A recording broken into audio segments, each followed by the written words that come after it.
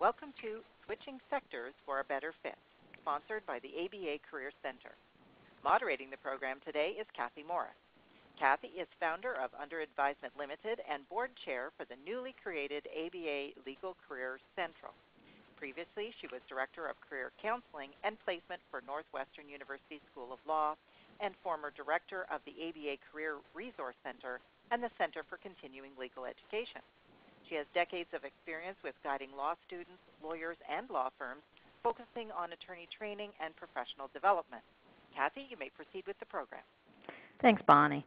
Welcome, everyone. Those of you who've been with us before, those of you who are new to the Career Advice Series of the American Bar, we're happy to have you today. We have a great program lined up again, and again, as Bonnie said, the sponsor is the Career Center website of the ABA, which is a job board in a sense that you can upload resumes and look for postings and whatnot. You know, the two people with us today are both going to talk a little bit later in the program about the sector switches that they've made in their careers. So let me just say for now, and welcome Heather Fine and Mark Smith. Both Heather and Mark have practiced law. They both advise people about legal careers. And you can see their titles on screen if you're not looking. Heather's the managing director of Major Lindsey in Africa in Chicago and is an executive recruiter. She focuses on placing lawyers in-house, which I think a lot of people don't know that, you know, search firms really do. But there's a special group, and Heather's in it, and it's something you ought to know about. And Mark is an associate vice chancellor and director at the Career Center at WashU in St. Louis, the larger university. He'll tell you about his career, but there was a time when he was working at the law school as well, and I'm going to hold up on more of the details from there. What I did want to go over briefly for those of you who haven't been with us is that the agenda is such that we focus on our top tips after we get through some conversation amongst the faculty on top issues. We try to take your questions, though we aren't always able to get to all of them, but we try to take audience questions at various points in the program. We have, I think, a fun moment where I throw out a concept and the speakers either agree, disagree, or say why, and with takeaways so that there are practical tips that you can think about and use after the program, which we love you to have. We've also got a couple of online resources. We'll refer to them a little bit as we go. So with that said, I think it would be great if we would start by talking about what we mean when we say fit, so we'll kind of all at least be on somewhat of the same page with our terminology. Heather, can you start us off with that? Absolutely. Thanks, Kathy. You know, the concept of fit basically has to do with knowing yourself and where you'll be most productive. What always jumps out at me with regard to fit are the aspects of cultural and personality fit. So, for example, are you in the right place depending on your stage in your professional career? Are you in the right size of an organization? Are you in the preferred industry where you can best use your background and skill set? It could also be something as individual as whether you like your boss, whether you get along with your other coworkers, or frankly, maybe whether you need a new environment because, for example, you've become a new parent. At the end of the day, it's definitely a self-awareness game when it comes to fit, and knowing yourself is absolutely critical, particularly as you become a more seasoned lawyer. Being able to talk about your strengths and weaknesses, knowing what they are, and what your fit is for things is really critical. And I would agree with that, and the idea that it changes over time. So a place that might be a good fit might become a bad fit because of a merger, or even maybe a position is eliminated. You're in a public interest group and they can't get funding anymore, so you've got to look for something. But I think where you start is you're asking yourself why you're thinking about making a move and what you think you want to do next, and what are the ramifications of that. For example, if you're thinking of something outside the law, like an agent or a director of a not-for-profit, you know, how do you feel about giving up your identity as a lawyer? If you're thinking about in-house, how do you feel about being maybe in a place where you're the only lawyer or only one of two or three? Or what about going to a larger legal department? How would you fit in a public or private setting, or in a solo practice, or you know, the different kinds of firm sizes that are out there? I think you need to assess the situation before you start focusing your search. That's really good advice from both of you, because a lot of people, a lot of lawyers, as we're taught in law school, think we should know the answer before we ask the questions. And I think you guys are talking a lot about asking yourselves some good questions. Let's help with those questions by talking a little more about the various sectors that they could be considering. There's sort of the obvious ones, but there are some that are beyond that. So Heather, and then Mark, why don't you start, Heather, by just tick off a few of the possible sectors people could consider. Right, and I'll look at maybe a little bit more of the obvious ones. So, for example, in-house law departments, obviously that's one of them. The other thing is for firms, there's just a variety of sizes. So solo, small, mid-size. Then you've got your large, your local firms, your regional firms, your national firms, and your global firms, right? The interesting part with law firms, there's also boutiques that hone in on a specialty, whether that be in litigation or transactional work. So, for example, IP boutiques are something that are very prevalent these days, as well as maybe estate planning or bankruptcy. And then, of course, there's the government sector, the nonprofit sector, and, of course, public interest work. And then, where I am, the academy, and not just teaching positions, but administrative opportunities. There's probably more of those out there. Obviously, the judicial sector as a judge or as a clerk, even a career clerk, and there's some in legal publishing. One of the things that goes with government that Heather mentioned is the military, and there are lots of positions there. There's also something I've done, which is politics, and then there's firms that do kind of work with political issues, whether it's governmental regulatory and policy work or a lobbying group. And then, you can come outside the law, start an entrepreneurial enterprise, or go into sales, or become a business person with an established organization, whether it's a law-related type thing, like, say, an e-discovery outfit, or it could be just an industry that you've got to know as a lawyer and you like and you'd like to join. That really covers a lot of ground, and I hope maybe give some people some thoughts. Let me add one concept, and that is there's also the possibility of doing more than one thing, even in more than one job, even in more than one sector. People always think it's easiest to think about one thing, but, for example, if you want a private practice and a public advocacy or managerial role in a nonprofit, there's a way to, kind of work that out. If you want to go in-house, but you want to have a position that maybe is part legal work and part, what sort of they call corporate impact work, kind of corporate social responsibility or sustainability, those are kind of big new focal points in companies, and maybe combining some legal work with that. Lawyers could do labor and employment and HR work, or be an ombuds, or any variety of things that our practices lend themselves to be in not only sectors but subsectors, to think about what you might think of as the right fit in that regard. But let's take a couple of these sectors, if we don't mind. Mark, we'll have you go first on this. So let's take a couple of sectors and talk about the pros and the cons, and maybe the personalities that are best suited to each. And why don't you start this time again with the law firm sector? Yeah. So, and many of your listeners are probably doing that. One of the things I liked about working at a law firm is the prestige, and whether you're at a small local firm where you're the go-to person for doing people's wills, or you're a large multinational firm that's working on huge deals or cases, it's great kind of having people come to you with their problems. The bad thing is the lack of control over your life, I think. When clients have a problem, they have it right then, no matter what's going on in your life. The other thing is you make money by selling your time, which means you either charge more for your time, which clients don't like, or you bill more hours, which you or your family doesn't like. I also think a lot of us know that law firm work can be stressful. You've always got to get that result. And you're also looking for clients, which can involve success, but it can also involve rejection. And like you said, there are these kind of, there are these specialized roles within law firms, whether you're a counsel just focusing on where you've got particular expertise in an area, or maybe you're helping with the recruiting or training. That's kind of what you mentioned, Kathy. That's another way to kind of do it, or diversity issues within a law firm can be a way to kind of be in it but not be acting as a lawyer. Yeah, not be having to worry, let's say, about finding business. Clients, right. If you're doing lawyer training or recruiting or whatnot. It's interesting. Okay, so Heather, the same kind of rundown on pros, cons, personality fit for, let's take in-house, since that's basically what you do, placing people in-house in a company law department.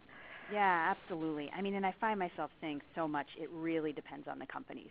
So much of it, just generally when we're talking about this, does really depend on the particular company. But there are some things about just being in-house generally that are pretty uniform throughout. So if it's a plus or a pro for you that there tends to be a lot of collaboration in-house, or that you get to focus on one business, hopefully getting to the table sooner and seeing the legal work all the way to the end with a lot of client contact down the hall or across the world, you may well like the fit in-house. So that's the beauty of it. You've got one client, you have a lot of interaction, but you really do have to like that piece of it, right? So talking to other folks, being on your feet, having to give that advice a little bit quicker.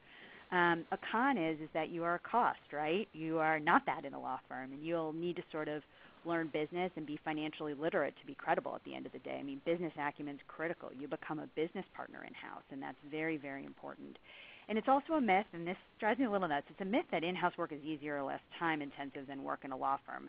Certainly it's more predictable, but there are definitely fires to put out and late nights to endure in-house as well. So as to personality, if you're not really interactive or collaborative, maybe you're someone who prefers to actually do a lot of writing, prefers maybe a little bit more of a closed-door atmosphere, which nothing is wrong with that at all, you may not love an in-house setting because there is a lot of this interaction and collaboration, particularly with your in-house clients and, of course, the other legal members of the legal department. So. All right, well, we're going to hone in a little, get to some tips in a minute, and then we're going to have some takeaways later, which will have concrete steps that the lawyers can take in the process of switching sectors. One thing I want to encourage the audience, send us your questions. Don't be shy.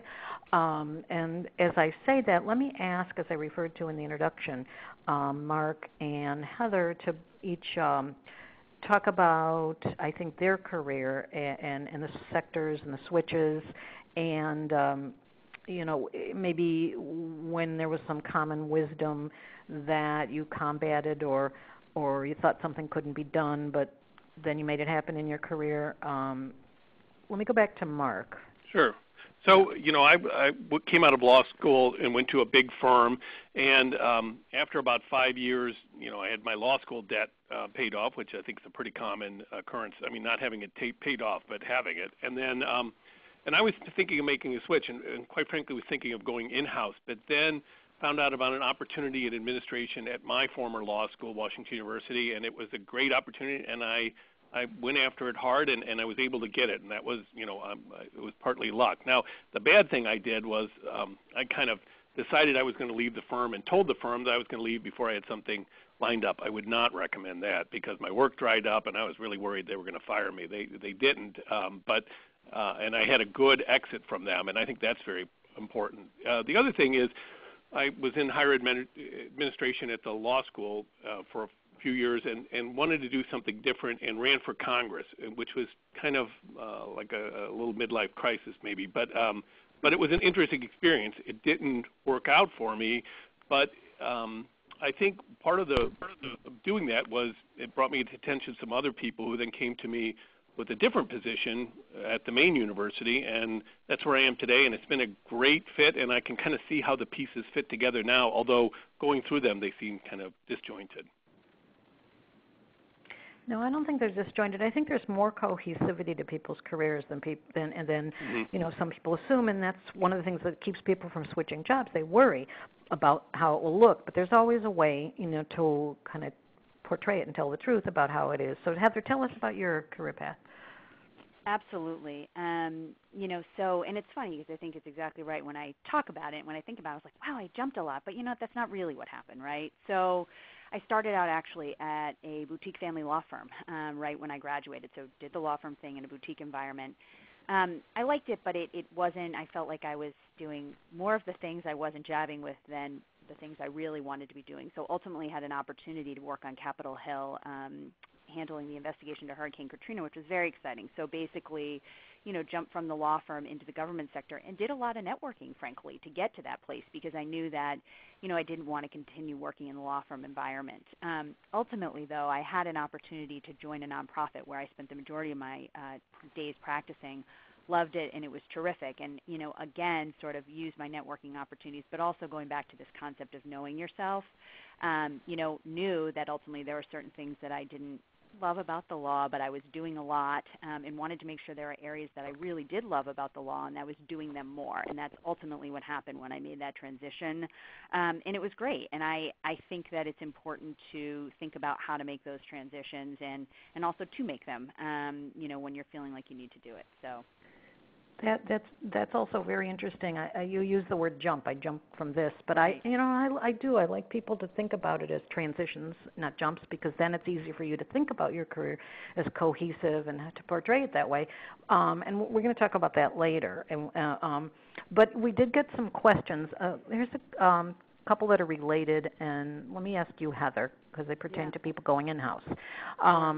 They really have to do with what kind of experience you need. And so one of the questions is, does going in-house require substantial prior law firm experience, or can recent grads enter? And sort of a corollary is that, how about litigators? It seems like there are fewer opportunities to this caller than for lawyers with a corporate background, so they want to know about advice you have for litigators going in-house. So let's talk about stage of experience and the kind of advice that you would give to people depending on what their background is.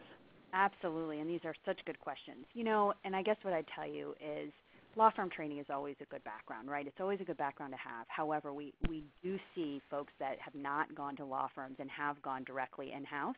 It is an opportunity to do that. And again, I keep repeating myself, right? But it's going back to knowing yourself. If you think you're going to thrive in an in-house environment, right out of law school, you should start looking for those jobs. And my suggestion actually would be, if you think that's the area you want to go into when you're in law school, doing internships and doing your summers, in those kinds of environments to help you figure out what you want to do, I think is really critical. So yeah, you can get in-house without law firm experience. I will tell you though, just like everywhere, some companies are particularly interested in folks who've had the law firm training. So you may hit some opportunities where you're not going to have that chance, frankly, to get into the in-house world until you've had the law firm experience. So I know I'm not giving a complete answer. It really works both ways, but I don't want people to think you're cut off from going in-house because you haven't had law firm experience. It just really depends on what a company is looking for and maybe what you've trained in during your law school years. This is Mark. I've seen people coming in from like state AG's offices or even prosecutors' offices, and what I would recommend is if that's where you want to go, start talking to people in-house, and if you have particular organizations you're thinking about, and say, well, how do you guys, what are you looking for? How could I get the kind of skills that would make me attractive? I mean, most people are pretty frank about what they want and will help you to understand, it's not going to happen for you here, but maybe over at this place it will. Mm-hmm. And, whatever your background, that touches on people who are litigators who want to go in-house. And yes, a lot of, I think, Heather would say a lot of companies have specific departments for that and groups in-house. But I think that's a bit of a myth that it's, more for corporate lawyers. But somebody also asked, what are some practical ways to sort of highlight your skills if you're looking to go from a law firm experience in-house? And somebody asked about the reverse, so let's talk about that. So let's say you're in a law firm, you think you just do legal work, so you forget about the managerial work that you do, for example, and that's something you could highlight. Is that right, Heather? Yeah, the managerial experience is huge. What I really like to see is that people are active within the quote-unquote community of the law firm, right? So I think that's something that's really important, that you want to be on committees and things like that. I also think generally, let's say you are a litigator, talk about your hands-on experience that you've had as a lawyer. How many depositions have you done? How many witnesses have you prepped? How many trials have you done? Those things are important. And then as a transactional lawyer, let's say you've, maybe not necessarily transactional, but if you're a securities lawyer, specifically highlight with details, and it's always good to have kind of a transactions sheet because I think that's really helpful, and our clients appreciate that at least. Yeah, but this is the issue about going, going back to a law firm if you've been in-house. I was going to say that, I was going to say my example of somebody who I really admire in the profession. He was a lawyer in a business role in a company, and then he went to law school and he went to a traditional law firm, kind of a full-service law firm, and then he went back to work as an in-house counsel in a company.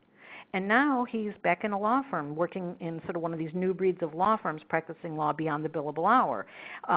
So that I say that to kind of burst the myth that you can't go home again and that you can't go from one sector to the other, that there's some magic pattern. There really isn't. And the thing that you have to do is believe it and put the legwork in, like Mark said.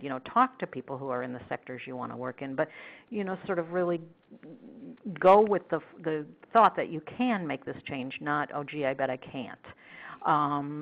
And so we've got questions here about other sectors. Let me take one or two more. Mark, somebody asked, what's the best way to get in a teaching position? Can you quickly kind of cover that? Sure.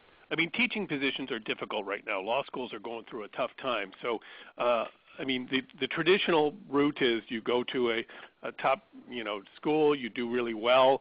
There's a big headhunting event that's usually held out in D.C., but I think a lot of schools are restricted. There's ways to go into adjunct teaching. You can't. It's tough to make a living doing that. But there are opportunities, I think, at colleges and universities to, sometimes they'll want a PhD. Sometimes they'll take somebody with a JD. I teach our freshmen, and I kind of backdoored in by going into administration and then doing teaching. So, if that's what you want to do, start by reaching out to maybe your law school and just to a dean or a faculty member you knew to say, I'm interested in this. What would you advise? And there's some good blogs online. There's a guy down at he's at Michigan Law School, has a really good thing on how to get into academic teaching, and maybe look at that. I could give you that link when we're done. Okay, that's great. Don't forget to do that. I will. And there are a bunch of questions, and thanks for these questions about how do you move from this sector to that sector. We have a couple of links on in the course materials to Heather's groups, blogs, and postings. We just show you a couple. One is about going in-house. One is about going to another sector like the government or the judiciary and whatnot. And so I want you to read those and also look on the major Lindsey in Africa website, because there's a lot more good content on that. But essentially, if you're asking, well, how do you do this and how do you do that, there's some patterns, some similarities, and it has to do with framing your resume in a way that highlights those things that would be most pertinent, getting the repetition out, but really focusing on the relevant work you've done, focusing on outcome, because a new employer, no matter what sector, wants to see, that you make things happen, you're efficient, you're effective, all those good modern skills. And also then, the networking. You can apply online and look at postings, and you should. And there's, specialized ones like, USA.gov, usajobs.gov, and there's goinhouse.com. There's specialized ones you can look for. But you also, want to start that talking and thinking and with a very positive plan and attitude.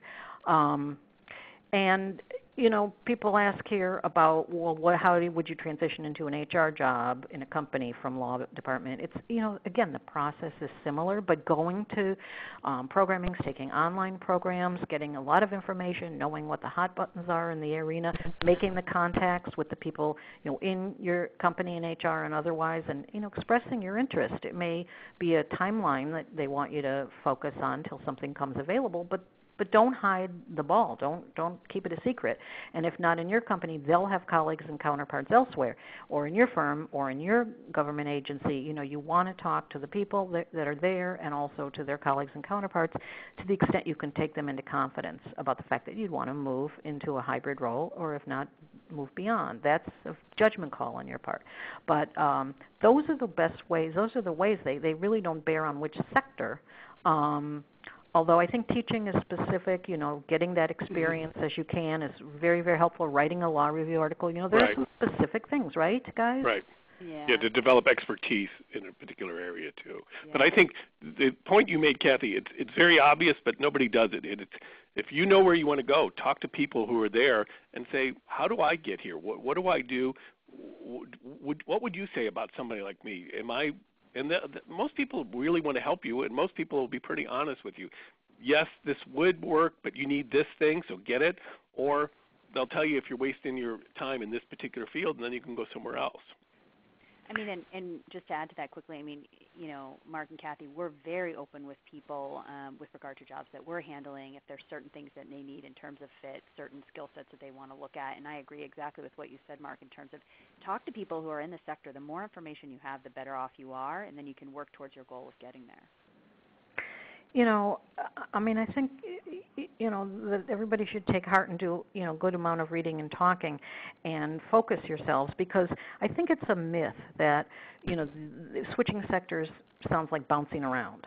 You know, I think, you know, people fear that, but I think, you know, we've shown you some, both on the call and you know, my example of, you know, successful professionals who, you know, really had the desire and the stamina to reposition themselves and to connect with an environment and a size and a location and a subject matter and a culture, all that in the end to fit. And, you know, it really is, I mean, maybe it was President Kennedy that used to talk about profiles and courage.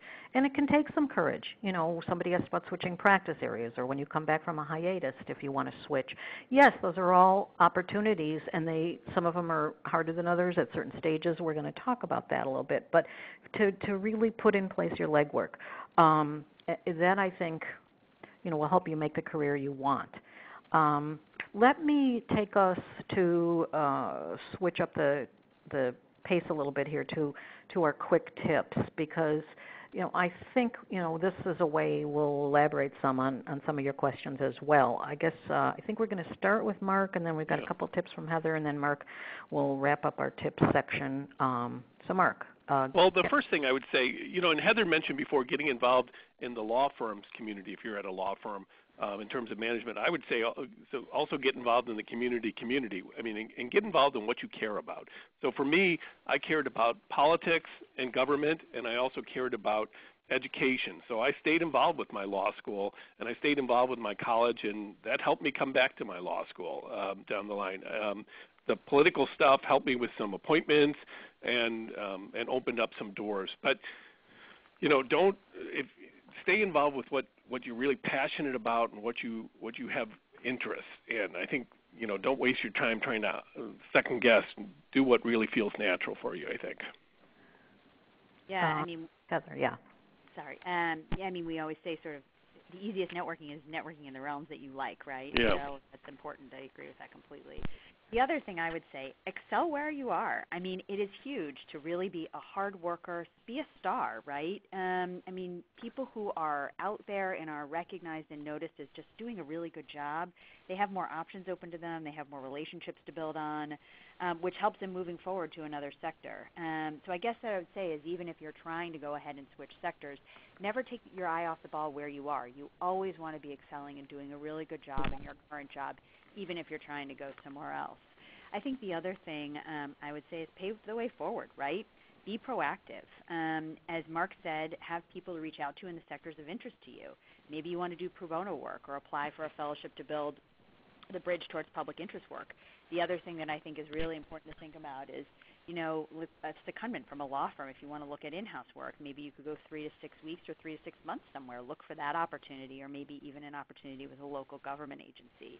Again, you know, we've said this, you want to meet people in the sector, learn more about it, discern what skills you may need to build on in order to get into that sector.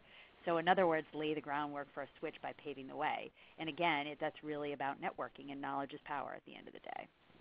And a lot of the people you're going to continue to work with are the people that you had in previous positions. So always handle your exits and transitions well. So I'm not saying, you know, tell your firm that you're going to leave 6 months before you leave, like I did. That was a big mistake. But on the other hand, when I left the firm, I made sure they knew I really appreciate what they had done for me and the training they got. I stayed in touch with those people. They've continued to help my career down the line.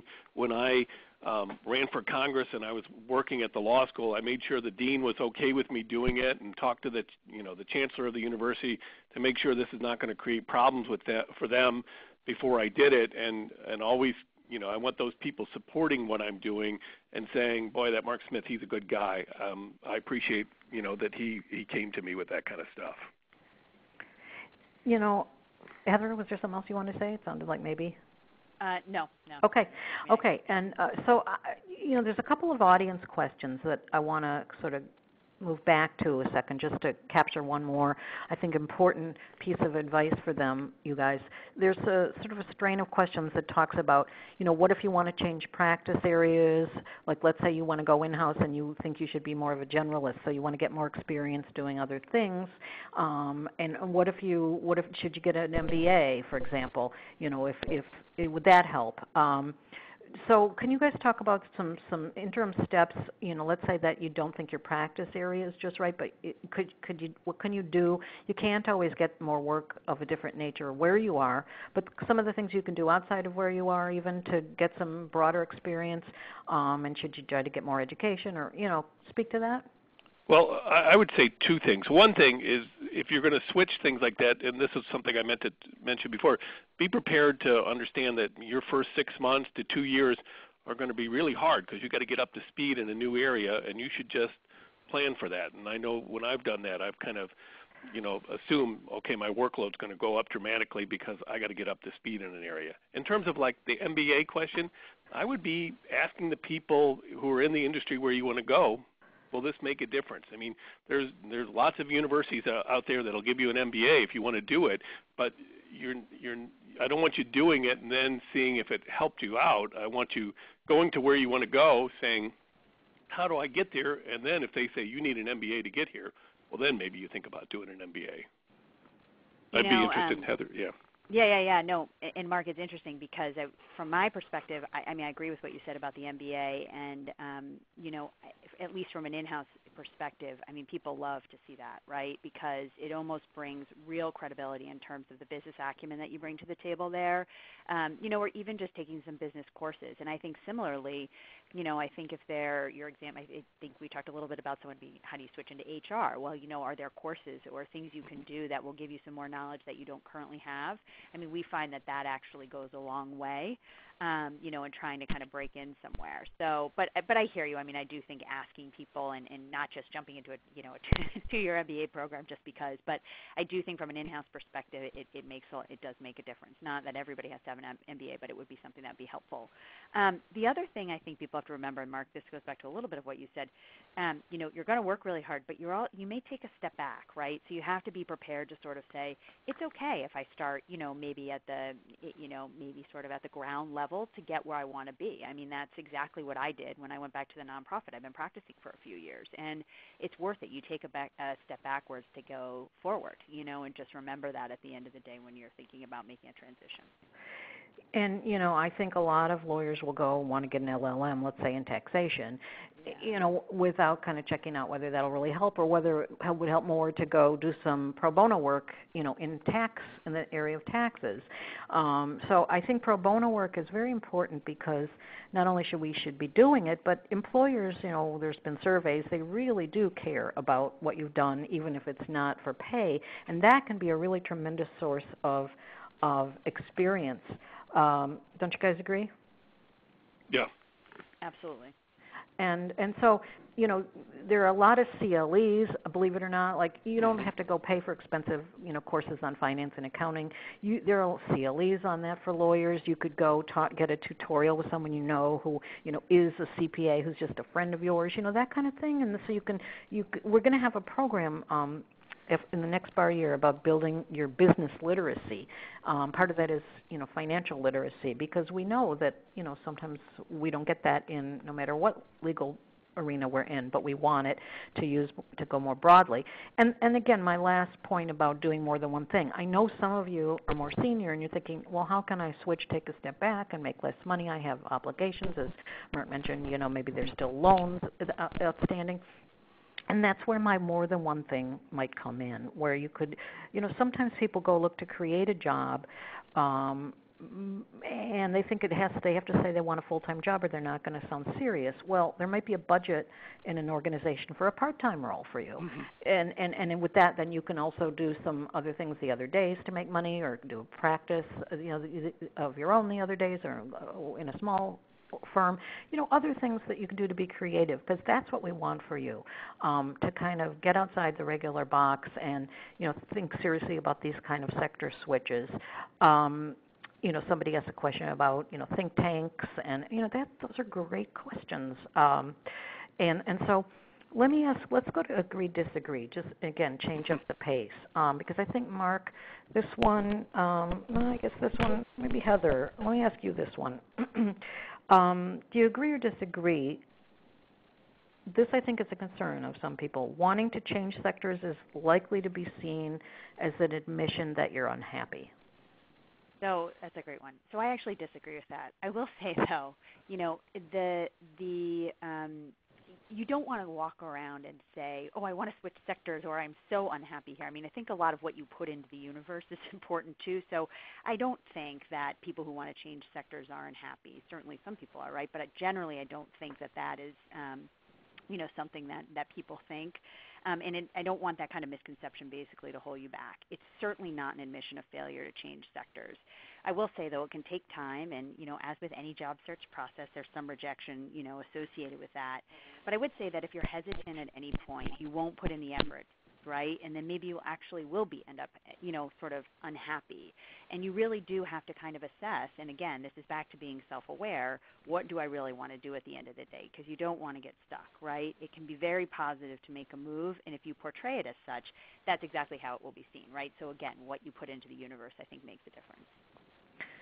And the issue of being unhappy kind of correlates to the issue, of sort of wondering if something's possible even, because one of our callers asked, is it possible to switch to something other than a law firm if you've been practicing for over 30 years? Well, we're going to talk about, the issue of when is maybe best, but it is possible. Don't you guys think? I mean, I don't know what this person's practice area is, but there could be a good number of things where she'd be of value. Yeah, I agree completely with that. I mean, I think there's some issues.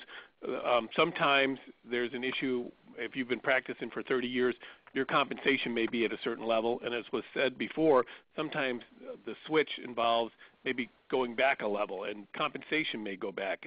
And are you really prepared to take that cut? And when I left the law firm to come to the law school, I took a huge cut in pay. And I'd probably make more money if I were still at a big law firm, but I'm making good money, and it's come back. The other thing is, can you convince them that you're willing to make that cut? And I think you can, but you need to address it, I think, straight out. This is why I'm willing to do that. Maybe it's money doesn't matter as much to me. I've got my debt paid off, or I've got my retirement plan in pretty good shape, or this is what I've always dreamed of doing, and I want to do it, and I can demonstrate that I've always wanted to do it because of this extra work I've done on the side. My job has been working as a lawyer at this, doing here, but I've done all this stuff on the side that relates to this thing that you're doing, and that's what I really want to do. That's my dream. Yeah, and that's really an amazing segue to this agree-disagree question I was going to ask you, because I know it's complicated, but the question is, or the statement, Mark, is really it's never too late to take the road less traveled, and what I mean by that is, can smart lawyers, just because they're smart, always switch sectors at any point in their careers, or could you? I know you started to talk about that. I think they can. I mean, I think it becomes more difficult, but it's not enough to just say I'm a smart lawyer, so shouldn't these guys be thrilled to get me? You've got to make the connections for them of what you can bring to them. So it's figuring out what do they need, what do they want, what do they have to have, and how can I provide that for them, and more importantly, how can I show them that I can provide that for them? Not just tell them I'm smart and I'm going to be able to do this, but show them with examples. I can do this for you, and I could really help you. Somebody asked this question, which is related to what you just said about the pay cut, and is how do you demonstrate that a pay cut is not a killer, quote unquote, when leaving after a good number of years and going into something else? I mean, you're supposed to get personal, like, gee, I've paid off my loans, or I know that there are other rewards that aren't tangible. How can you make that meaningful? If you can make it personal, I would. I mean, if you can say, look, I've paid off, or my spouse is making pretty good money now, this is not as big an issue for us, or I'm still working on my loans, but quite frankly, happiness is more important to me, and I think this position, this is my dream, this is what I'd really do. But I would. I don't know what you guys think. I agree with that completely. I think being genuine about that is so important, right? I mean, it's just like being genuine about why you want the job at the end of the day, which goes back to all those reasons you want to figure out more as much as you can about a sector. But I absolutely agree that getting personal is helpful, right? Because it's a real genuine way of explaining, listen, it's not all about comp for me at the end of the day. Yeah, and if you had taken a pay cut previously, or if you know people who have and who have still moved forward, and you're in it for the longer run type of thing, or I want to say I always think it's very compelling to talk about the clients and sort of the mission and the goal of the organization, and why that you're willing to take a step back to be able to do your work differently, like for one client or in the public sector, or build on your big full circle back to your prior career as a teacher or military. There's always ways to make it compelling and interesting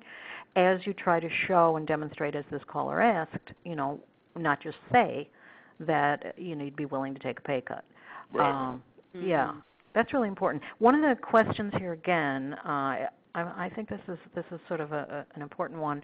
As people are thinking about all these different kind of switches and sectors, there's this person asked, sort of in feeling stuck, what types of people can you consult to learn about opportunities? And again, it's not so much in my mind about opportunities, but to learn about avenues, to learn about, and I'm not big on informational interviews, but to what can they read, what can they look at, who can they talk to, you guys, to find out more about the types of things a lawyer could do? I'm always a big fan. I mean, Mark, this is what you tell me, but I'm always a big fan of talking to folks from your law school, right? They're always super helpful. And your professors, my gosh, like they were so helpful to me when I was thinking about making transitions. Really, really good people who just have a lot of, first of all, connections, right? But just a lot of good information to share because most likely they've had a career before they went into teaching. So I certainly think they're important. Recruiters, of course, right? And then other lawyers. I mean, I always say other lawyers are important. And probably the most important. And Kathy, I hear you on the informational interview piece. I also think, though, sitting down and being able to learn about what somebody does when you don't really know and you think you want to go into the sector is actually really helpful. And I think using alums or reaching out to alums, I should say, is great for that because you have this commonality built in and they want to help you. I don't know that you want to go somewhere where you might want to work and ask them sort of like, what is it? Because you want to be able to demonstrate by the time you get to the conversation about what you want that you know what it is. So I agree with you, and I like the sort of way, the way to do that best. But there's so much information online. We know that. I mean, you can find out about so many sectors and so many things lawyers do. And there are people who work with lawyers who want to go alternatives, or there are lawyers who specialize, or there are people who have career counseling practices, all over the country who are lawyers and maybe focusing on women and part-time roles, or maybe focusing as a generalist, or maybe you can look all this up online in terms of what kind of people you can talk to. And I know it's hard, Heather, with search firms because you place certain kind of background, but you also, where you can, I think, redirect people to resources if you can't. Is that true? Absolutely. I mean, our clients hire us because they're looking for very specific things at the end of the day, right? And I actually had a colleague who just wrote a good piece on that issue. But, I would also say that we are more than happy to kind of, we're hired by clients, but we're more than happy to talk to candidates and say, these are the places you should look. And I know we'll get into this a little later, but certainly as Kathy just mentioned, websites and social media and things like that are just so important. But, we're more than happy to give people options and thoughts and things to think about in terms of, how they should think about either switching sectors or maybe if they want to grow within their own company, things like that. I couldn't agree more with Heather on the idea of going back to your law school. And I know for somebody who's maybe 20 years out of law school, that might seem a little weird. I think the approach is just to not go in with really high expectations, to be very realistic and say, look at, and also go in the times when they're less busy, early summer, maybe over the winter break, to say, I just wanted to chat. I'm thinking about doing some different things, and I thought you would know about it. So you're kind of flattering, and whether that's a faculty member or somebody in the Career Center. And just, what have people done? This is what I kind of like. And Kathy, I hear what you're saying about the informational interviews, and you can't go in, you're exactly right, and say, tell me what you guys do, and then at the end say, I want to do it. But what you can do is just talk to people and ask things like, well, what do you like about your job, and what don't you like about your job? Most people don't get to talk about their jobs, and I think most of us like talking about our jobs because many of us, like our jobs a lot. And I know at home I don't want to hear mom. I don't want my wife talking about her job. As long as the paychecks keep coming, that's all I really care about. I got other stuff that I'd rather talk to her about. Objection. But I would like to talk about my job, and so I think you can tap into that and make it beneficial to the other person. They're getting something out of it. Yeah, I mean, and I think that, again, don't try to take one tack or the other. Try to really think through, and this is, going to be, sort of Mark's takeaway about being strategic. But somebody asked the question about wanting to specialize in the West Coast environmental issues, but they live on the East Coast, so they're sort of saying, would it make sense to get an LLM at a West Coast school as a gateway? Well, maybe not, but you can also network with people on the West Coast and maybe save the time and expense of an LLM. You get right? There are first steps rather than just sort of looking for the answers. Yeah, I agree with that completely. I mean, getting yourself situated and that's exactly right. Yeah, and I think that the other thing is, to change geographies, you can still get reciprocity from your law school to another law school. Again, as Mark says, sometimes not, an on-campus interviewing season, but so that you can get immersed locally in a different geography and maybe even in a different sector. Reach out to bar association leaders in the areas in which you want to practice, people who are head of committees.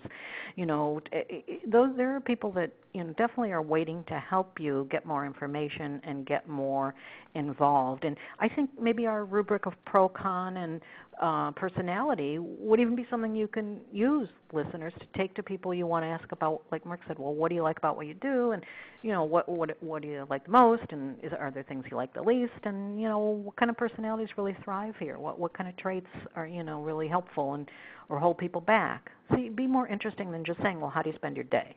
Yeah, or how can you help me get a position? Right. That's not the way to start it. Right, and it's also a give and take, exactly. I mean, you can't just walk in there and say, help me, right? Yeah. Yeah. Okay, and so I think someone asked a kind of a tough question before we get to the takeaways, and that was looking at the, so to speak, projected legal labor market and the sectors. What are those that are considered to be, career and business viable for the next 10 years? And wow, that's a long timeline. But, there are always these, like, what's hot and what's not. I don't know. How do you guys feel about that? So, Mark, if you don't mind, I can go ahead just quickly. First of all, it matters where you live, right? Different sectors are hot in different places, and so I think that's important to know, right? So a lot of pharma on the East and West Coast, a lot of manufacturing in the Midwest, like those sorts of things. In terms of what's hot over the next 10 years, I mean, that's it's a little bit of a hard question to answer. I think there's always stable industries, certainly. And I guess with law firms, Mark, and I don't know if you have more to add there. I mean, I think it really depends on where the economy is and where the country is overall. Yeah, I think it's really hard to predict that, and I don't know that I would want to be, wanting to do my career just based on what's really hot and then go into an area I didn't like. I mean, I would start with areas that I like.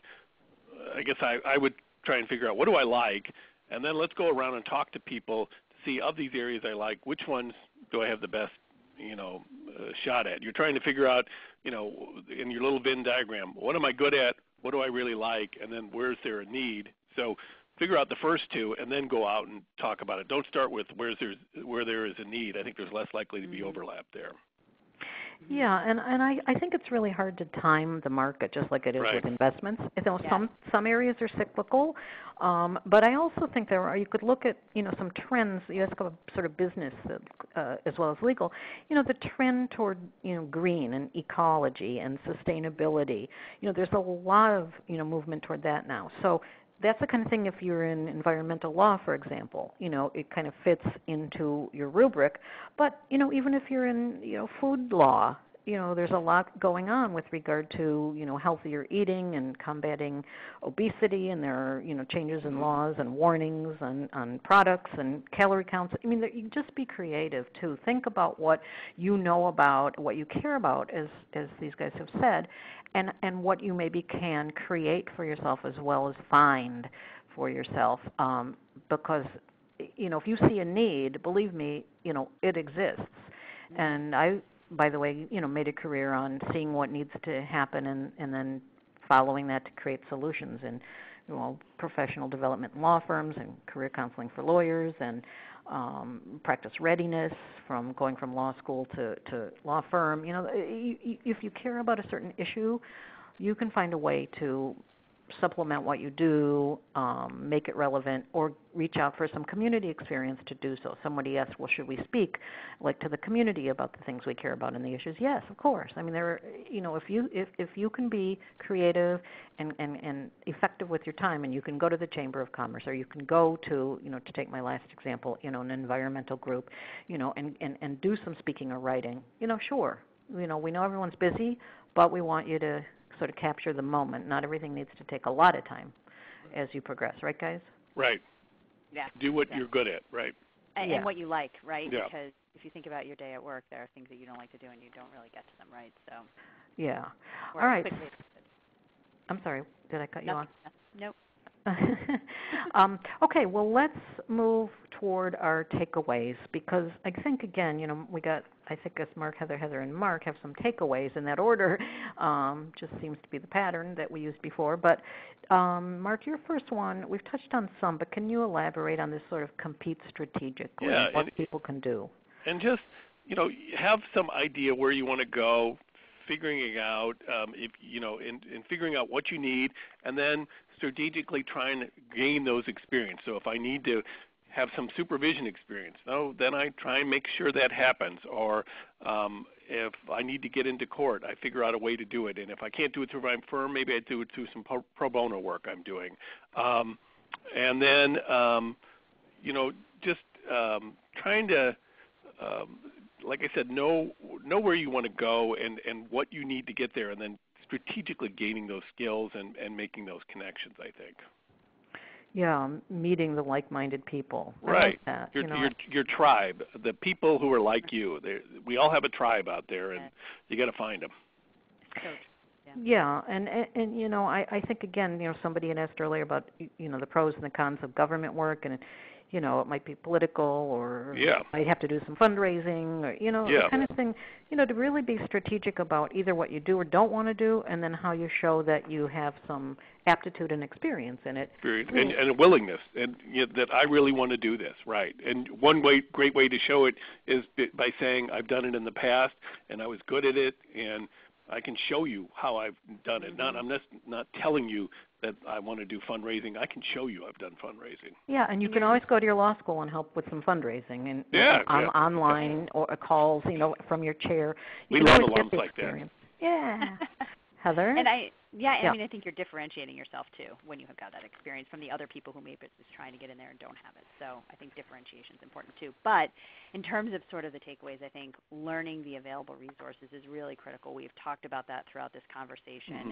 We've also said, it's important to know yourself, but it's also key to know where to look to learn more about your options and about switching roles. And so, as we've talked about, there are a lot of resources out there, certainly on the Major Lindsey and Africa website. We have a million blogs and articles that can also be useful in overcoming obstacles and making career changes. And it can be applied whether or not you're working with a search firm or not, right, obviously. So that's definitely a good place to look. And, of course, there's many others. The other thing I would say, is making and accessing connections online. A critical avenue to access for making connections and career transitions is social media. So, LinkedIn, for example, and some people say to me, well, I don't want to be on LinkedIn. And I'm like, it's not like Facebook. LinkedIn is completely different. And just because you're on LinkedIn does not mean that you are necessarily looking for a job because people get nervous about identifying themselves there, but it is such a good way to do advanced searches in specific sectors for fellow alumni, for other people in the areas, people in the geographies you're thinking about, the states or the countries. I mean, LinkedIn is just such a critical tool these days. And frankly, search firms and prospective employers are searching on LinkedIn all the time, for interesting candidates that they're looking for. So you should too. I want to add here, as much as I think social media is so important, and it is, the human connection and the personal aspect, though, that is still really critical too. So you have to blend those really nicely together. I agree with that. Yeah, I do too, and I think sometimes, we tend to think about like who's in the same, market as we are. And while it doesn't mean being impersonal if you're reaching out to someone by phone or sending an email to someone who's across the country or across the world, what we're saying is, there are these tools that you can use, but you can also personalize your outreach just on your own, from your chair. I mean, people get so nervous about taking time to go network and it not being productive. But the thing is, if you're doing it right, it doesn't have to take a lot of time, and it certainly doesn't mean you have to take people out for lunch. Right. Right? Mm-hmm. There are lots of videos, too, I want to mention online that are about, lawyers in certain careers and lawyers doing alternative kinds of jobs. There's one site to look at if you don't know about it. It's JD Careers out there. And that is a focus of, really interviewing lawyers who do different things by video. There may be a slight fee, I'm not sure, but I think there's a lot of information that, like if you're tweeting, it's Mark Luber, Marcluber. He does a lot of tweeting and linking to his articles. So it's a great place, for information too. Tweeting is no longer just about, where someone's eating lunch. It's really, really business focused, and it has up-to-date articles you can read to be in the know and information. So I would even encourage that you look into strategically using that tool. Did you guys have thoughts on that? I think that's exactly right. The social media is just critical, and it also kind of deals with an issue I've heard from a lot of people who are looking for positions, where they feel like, well, I've just sent my stuff online and nothing's happening, Right. And they want to tell their stories to someone. Well, that's the great thing about meeting people, is you get to tell them your story. You can say, here's why I wanted to talk to you, because I'm interested in your industry, and this is what I think I have to offer, but I wanted to get your opinion. Am I selling myself the right way? Should I be tweeting this? What experiences should I get? This is what I'm thinking about. And most people are really willing, and a lot of times they'll say, boy, I didn't think about it, but yeah, you would be a good fit. Let me see what I can do, or if I can hook you up the right person, or maybe even get you in play. And that's, I do a lot of hiring, and we get lots of resumes, and I might have 6 candidates in. Quite frankly, I would hire any one of the 6. They're all great, but if I had one of them who had been talking to me earlier, they'd probably have a real edge, and it's just kind of getting in there that way. Yeah, that's why a lot of jobs are never posted. If Exactly. you're just looking for postings, you're missing a whole part of the market, so we want to encourage you. But somebody asked about, well, should you tell the whole truth, go out there and tell them why you're unhappy? And the advice is always no. Tell the truth, blend it with advocacy. Don't go out there and be someone somebody would want to work with, because they're just complaining about everything, or they're just thinking, I can't. Say that's part of the way the world has changed. We need people who people want to be good colleagues with, because time has compressed so much and we spend so much time at our work. Mark, I think that takes us to our last takeaway, which I think is, I don't know what you mean, but it's interesting. Always think. Yeah, well, I'm just saying, don't just keep doing the same thing over and over and not thinking about. And so maybe it's every year you sit and you say to yourself, am I happy where I am and where I'm going? I have a friend who says, life shouldn't be eating the same cold oatmeal every day. Where it's not like I hate my job, but it's just, it's cold oatmeal. Don't settle for cold oatmeal. We got one life. It's pretty short, and we should have, and work's a big part of it. And so we need to find, if you're not happy, if you're not thrilled, then look around and make some changes, and don't just let another 5 years go by. I completely agree with that. I think that's great advice. Even to assess, like I said, every year, even every 6 months. Not that you're going to change jobs all the time, but maybe you want to supplement your skills, or warm up your oatmeal by doing things outside of your work. Right. You're going to add a little couple of berries by going doing some pro bono work that really turns you on, right? Yeah, and that would take you forward later if you want to plan a right time, right place kind of transition. So, want to, end our advice on that kind of positive note because, we are a profession waiting to help each other, and so I would encourage those listening to not only take these tips, but also to help other people who reach out to you now and later. We always want to make sure that we're doing our best. And speaking of doing our best, I wanted to just remind you the last program in this series for this bar year is always the second Friday in August. It's about negotiating work perks that matter. So that kind of ties in because maybe you're at a place that you like, but you could sweeten it some, and maybe there's something that you could change or get out of it or do that would help you, now and in the future. So I think that's, a program that's much more than about, just what's my salary and how do I enhance it. We'll talk about that, but we'll talk about so much more. And last, in the next bar year, we're going to be introducing this resource, this Legal Career Central, because I want to make sure, as does the ABA, that all the members have not only career information but career inspiration, and there are going to be a lot of things we do. One of them is continuing our Second Friday series. So you can see here what some of the topics are and that we're going, sort of broadly as well as deeply to help you whether you're in a job search or you want to do your job better or you want to find ways to develop business or you want to just enhance, your use of social media and how you present it out there. So please join us in those programs. And also, please stay on the line online so you can fill out your quick evaluation. We always want to know what you're thinking. I want to thank all of you for listening. I want to thank the ABA. I want to thank Heather Fine and Mark Smith. I mean, they were absolutely terrific. I hope you guys enjoyed your experience. Very much fun. Yes, definitely. And if you would, all listeners, stay on the line, please. The evaluation is going to come up for you. Thanks all.